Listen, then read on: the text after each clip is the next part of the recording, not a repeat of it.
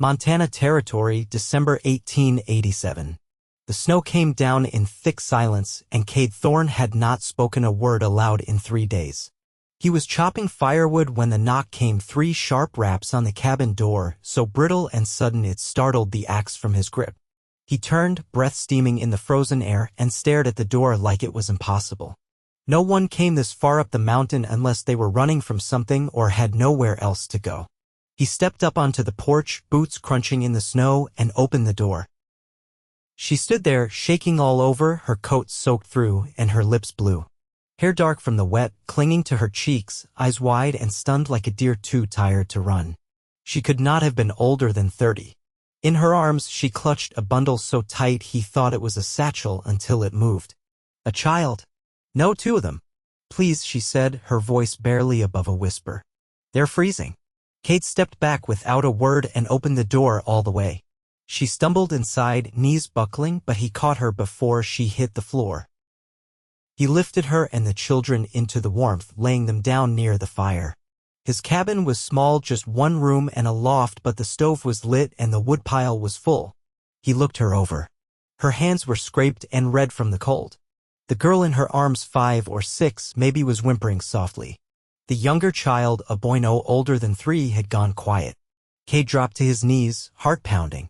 Hey, he said, gently pulling the boy's coat open. Come on, little man. Stay with me. The woman pressed her face into her hands. Her shoulders shook. Kade worked fast, stripping wet clothes and wrapping them all in wool blankets. He poured hot water into a tin cup and brought it to the woman.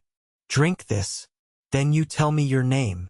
She took it with both hands, trembling so hard it sloshed over the rim. Edda Ellery. This is Vera and this is Van. He nodded once. Quiet. I'm Kade Thorne. She looked up at him, blinking through exhaustion. You live here alone? Yeah. Edda looked around the room, then back at Kade. I did not know where else to go. He sat beside the stove, watching the steam rise from her cup. You found the right place. The snow did not let up that night. Kade kept the fire burning steady, adding logs when the flames dipped. Edda and the children slept on an old feather mattress near the hearth while he sat in the rocker, rifle within reach out of old habit. He should have felt intruded on. He had not had anyone in this cabin since he swallowed hard and stared into the fire. He did not think about Sarah anymore. That was what he told himself. She had died 3 winters ago, and he had buried his heart with her. But now there was a woman breathing softly beneath his roof and 2 children curled against her like pups. And instead of feeling the old ache, he felt something else, like the cabin had taken one long breath in after years of silence. By morning, the storm had buried the trail behind them. Kade opened the door to a white world and shut it again fast. He found Edda standing in the kitchen space, trying to stoke the stove. Her eyes met his, and he saw the same thing he felt: uncertainty, gratitude, fear. I can help, she said. I was not raised useless. You do not have to prove anything, he said. You made it here. That is enough. She hesitated. We walked for 2 days. The man I was with left us in Miles City. He said he would come back with a wagon. He never did. Kade's jaw tightened. You came from Miles on foot? I had no choice. Vera was sick. We could not wait. You could have died out there. She looked down at her hands. I know. He stepped closer. He was not your husband? No. Father of the children? No. She looked up. They are not mine. I was working at the boarding house. Their mother left one morning and never came back. I waited. I fed them. Days passed. No one came looking, so I left with them. Kade stared at her. You took them. She nodded. I could not leave them behind. He was quiet for a long time. Then he said, You can stay here, all of you, until you figure out what comes next. Her eyes filled before she could stop it. She turned quickly, like she was embarrassed. Kade looked away too, giving her the dignity of silence. The days passed slow and heavy with snow. Kade chopped more wood than he needed. Edda mended clothes and boiled broth until the children's cheeks turned pink again. Vera followed him outside sometimes, quiet and curious. Van never let go of Edda's skirts. They did not speak much of the past. Kade did not ask, and Edda did not offer. But sometimes, in the stillness just before dawn, he would hear her crying softly under the blankets, muffled against the weight of all she carried. He never said a word about it, but he always made sure there was coffee ready when she rose. One night, a week after the storm, Edda stood beside him on the porch. The sky was clear, stars scattered like seed across the black.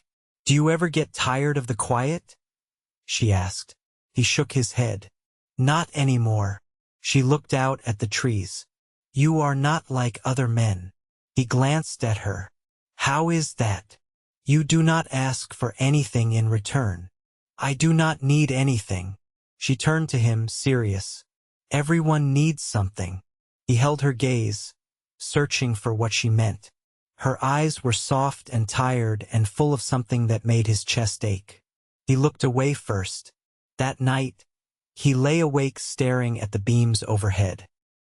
He could not stop thinking about her voice, the way her hands moved when she tucked the children in, the look on her face when she watched the snow fall. He had not felt anything like this in a long time, and it scared him. But when morning came, and she handed him a tin plate with eggs and said, "I hope you are hungry," with a little smile, he felt something break loose in his chest. He was hungry, for more than food, and for the first time in years he wanted to be known again, understood. He wanted her to stay. The thaw came slow, clinging to the edges of March like a man too tired to leave. Kade stood at the edge of the tree line, watching the creek find its voice again beneath the melting ice. Behind him, he could hear Vera laughing as she chased Van around the yard, their boots kicking up muddy snow. Edda was hanging linens on the line, her sleeves rolled past her elbows, damp hair tucked beneath a scarf. The air still bit, but spring was coming. You could smell it if you knew how damp earth, pine sap, water moving again. "You ever think about going back?" Kade asked as he approached, careful not to crowd her space. She pinched a corner of cloth to the line and reached for another. "Back where?" "Wherever you were before Montana." "Iowa," she said. "East of Des Moines. My father ran a livery. I haven't seen that town in 7 years." "You miss it." Edda looked up at the sky. The pale blue of it caught in her eyes. "I miss knowing the names of streets, familiar doors, but not enough to go back." Kade nodded slowly. "Place can hold your name without holding your heart." She studied him. "Is that what this place is to you?" He didn't answer right away. "It's where I stopped running." Edda didn't press. She never did. That evening, he found her sitting on the porch after the children had gone quiet.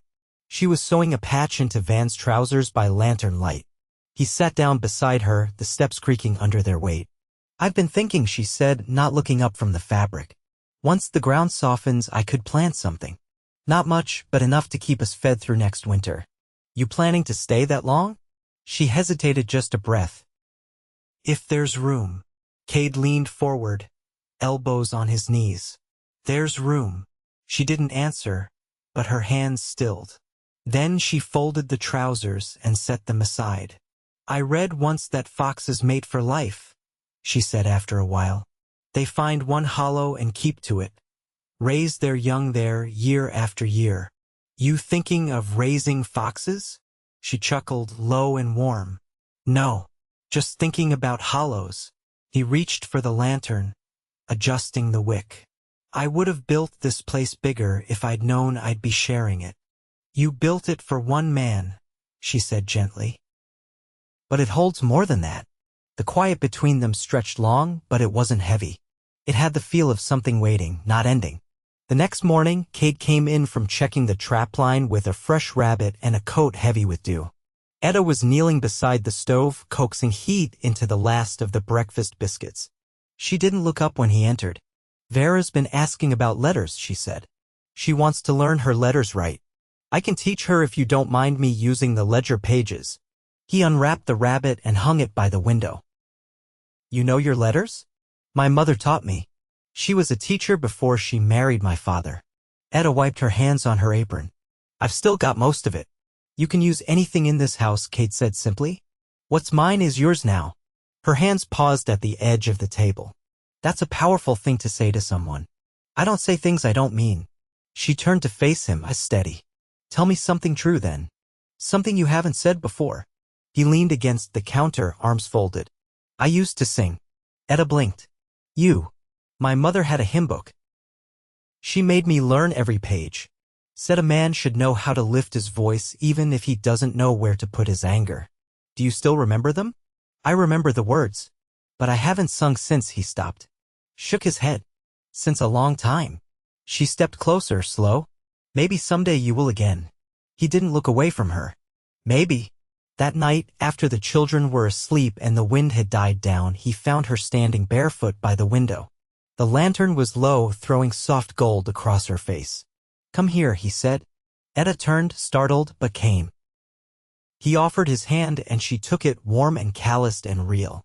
He placed his other hand at her waist. I don't know if I remember how. We'll go slow, she said. And they did. He led her in small circles across the floor, no music but the sound of their feet and the hush of breath between them. She rested her cheek to his shoulder and he held her like something he'd forgotten how to want. Neither of them spoke. There was no need. When they stopped, her hands stayed at his chest and his held her at the curve of her back. The quiet wrapped around them again, but this time it held promise. They stood that way until the lamp burned out. And neither of them let go. By early April, the creek had cleared enough for fishing, and Kate took Van down to the bend with a willow rod he'd whittled for small hands. The boy rarely spoke above a murmur, but that morning he'd tugged Kate's sleeve and pointed to the door with a look that needed no explaining. When they returned, boots caked in wet mud and a string of trout swinging from Kate's hand, Edda was kneeling in the back plot, sleeves pushed up, fingernails black with soil. Vera knelt beside her, pressing seeds into hollows with the quiet concentration of someone entrusted with something sacred. Kate paused before stepping into view, watching the way Edda's shoulders moved, strong and deliberate, how Vera looked up at her before copying each motion. He hadn't meant to linger, but there was something about the sight of their backs bent together under the spring sun that rooted him to the spot. You'll need a fence around that, he said once he stepped closer. Deer'll strip it bare in a week. Edda wiped her brow with the back of her wrist. I was hoping you'd notice. He crouched beside her, brushing fingers through the loose soil. What are you planting? Potatoes, onions. Beans once it's warmer. Vera's in charge of carrots. Vera beamed and Kate gave her a solemn nod. We'll cut pine rails tomorrow, he said. I'll show you how to set a corner post. Edda's hands stilled in the dirt. You're not used to sharing your days, are you? Kate didn't look up. No, she leaned a little closer, voice low. You're good at it, though. That night, after the children were asleep, Kate unrolled a length of oiled canvas and laid out his tools. He began carving a new handle for the kettle, the old one having split down the grain. Edda sat across from him, mending the hem of her dress by lamplight. Did you ever think about leaving Montana? She asked, eyes on her stitching. He didn't answer right away. The curl of wood peeled smoothly off his blade. Once, he said finally, right after, when I still thought I could outrun it. She didn't ask what it was. She didn't need to. What changed your mind? He set the knife down and rested his forearms on his knees. The silence. It didn't ask anything of me. I owed it nothing. Edda nodded, folding her sewing into her lap. And now, he met her eyes across the table. Now I think I've been heard. The lamp hissed softly as its wick burned low. Outside, the wind had gone still. I used to imagine a man would rescue me, she said quietly. Not from danger, just from never being seen. Kate stood and crossed the room, pulling a blanket from the chair. He laid it around her shoulders without a word, letting his hands rest a moment longer than they needed to. I see you, he said. She looked up at him, and something long held in her expression broke open. You're not what I expected, she whispered. Neither are you, he said, and left it at that. The next day they built the fence. Vera and Van watched from a patch of sun near the porch. Vera with a rag doll in her lap, van pulling apart pine cones. Kade showed Edda how to drive a stake deep, how to angle the maul so the posts set straight. Her hands blistered quick and he offered his gloves. She refused them. "I want to do it right," she said. "All the way through." By evening, the fence stood square and clean, the corners braced and true. Edda leaned against the last post, sweat at her temples and dirt smudged along her jaw. "I haven't built anything with someone since I was a girl helping my father fix stalls," she said. Kade brushed with dust from his sleeves. "You build with a purpose." She glanced at him. "And you?" He looked at the house, the smoke curling from the chimney, the window lit inside. "I didn't know what I was building until you walked into it." Edda blinked and the air between them shifted. She stepped toward him, slow and sure. "I know how to live quiet. I know how to keep things going. But I've never known how to be kept." "You're not something I'd ever keep," Kade said. "You're someone I'd stand beside."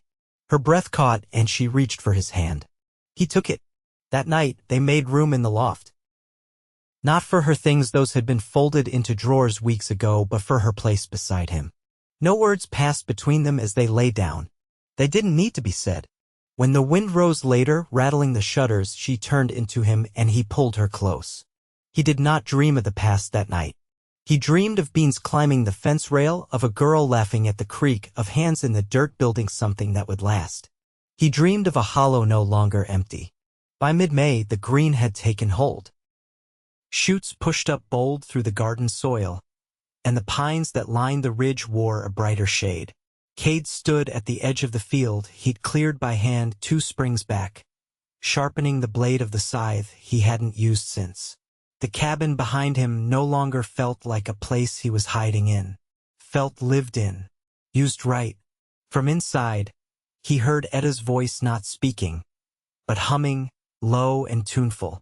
She only did it when she didn't know he was listening. It stopped him still every time, like stepping into warm sun after too many days of cloud. He didn't go in right away. He finished sharpening, wiped the blade clean, then hung the scythe back beneath the eaves. When he stepped through the door, he found her kneeling beside the chest, folding away the last of the cold weather things. The sleeves of her blouse were rolled high and her hair was pinned up with only one comb, strands slipping loose at the nape of her neck. "You've been quiet today," she said without turning. "I was thinking about making a new table. This one's been leaning since the thaw." She glanced over her shoulder. "You want help? I want you to pick the wood." That made her pause. "You trust me with that? You've got an eye for what lasts." Edda stood and wiped her hands on her skirts.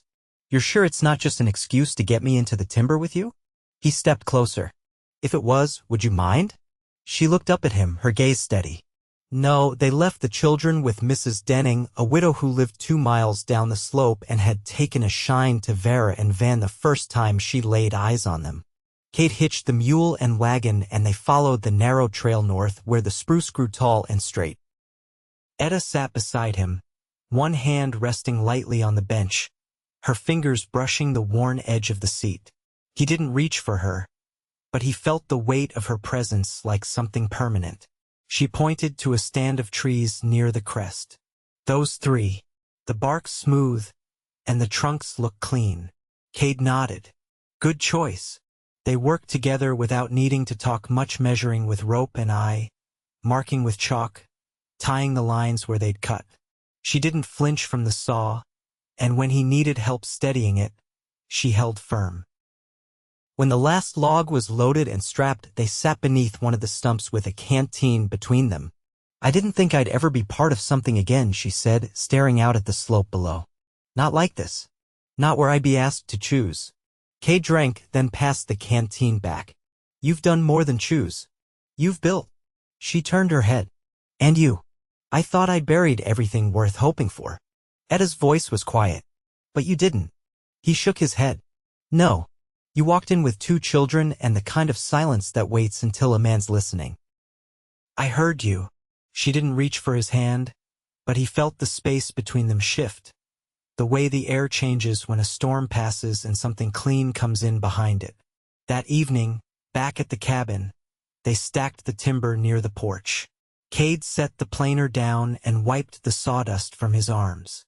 Edda stood nearby, watching him. "You've got good shoulders for this work." He looked up, startled into laughing. That's so? She stepped closer. I noticed things. Kade let the moment settle between them. You're not afraid anymore. I was never afraid of you. He looked at her then, really looked. I know. She stepped into him, slow and sure, resting her hand against his chest. I can stop waiting now, she said. If you want me to.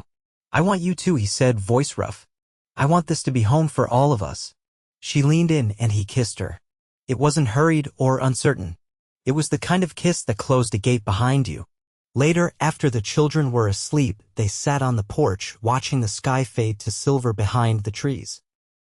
Edda's head rested against his shoulder, and her fingers were laced with his.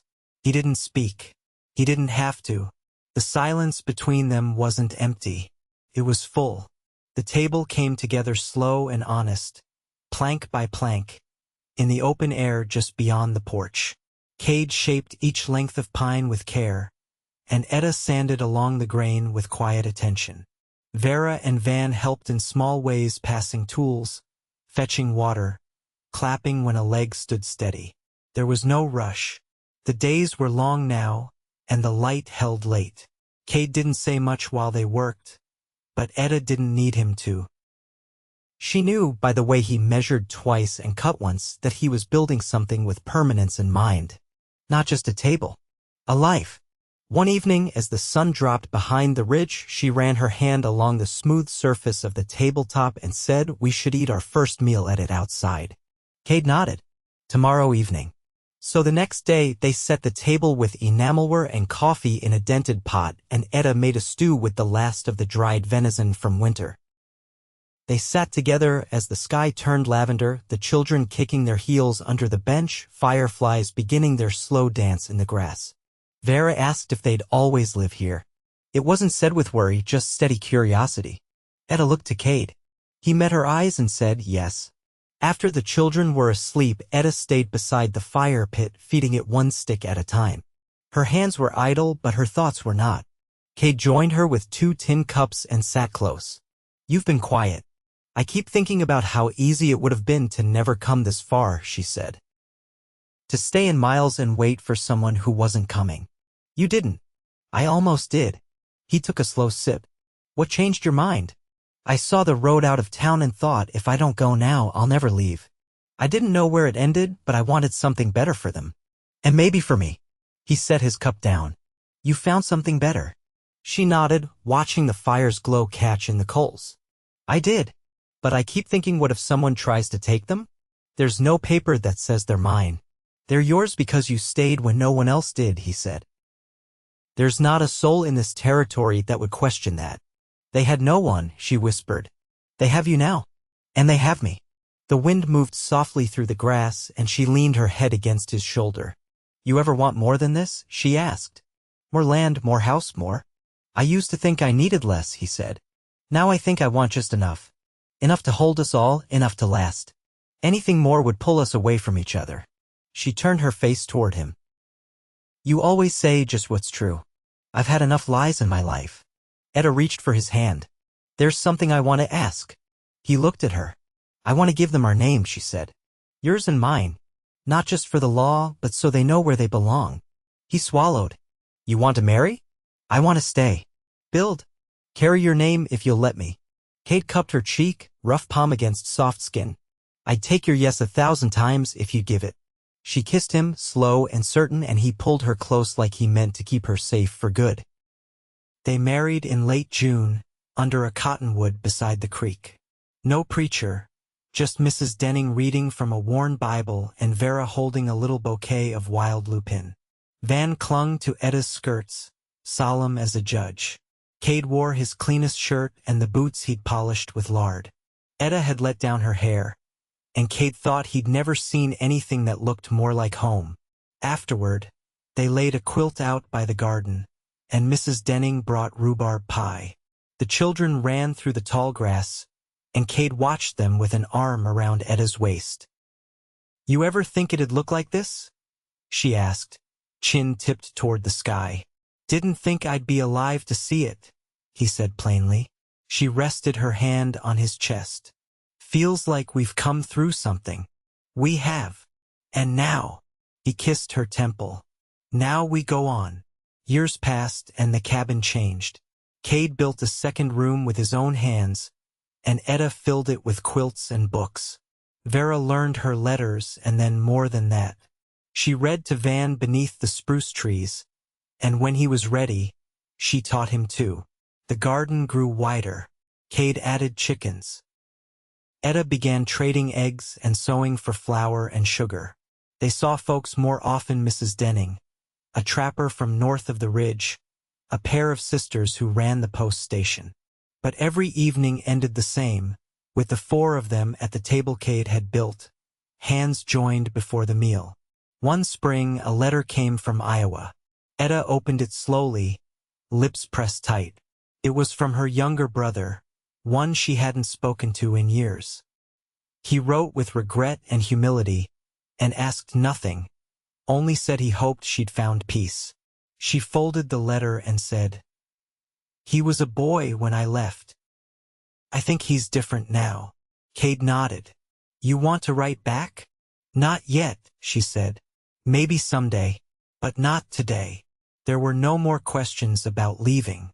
They planted fruit trees along the south slope. They marked the children's heights on the doorframe. They danced once a summer on the porch. No music but the sound of crickets and the beat of their feet.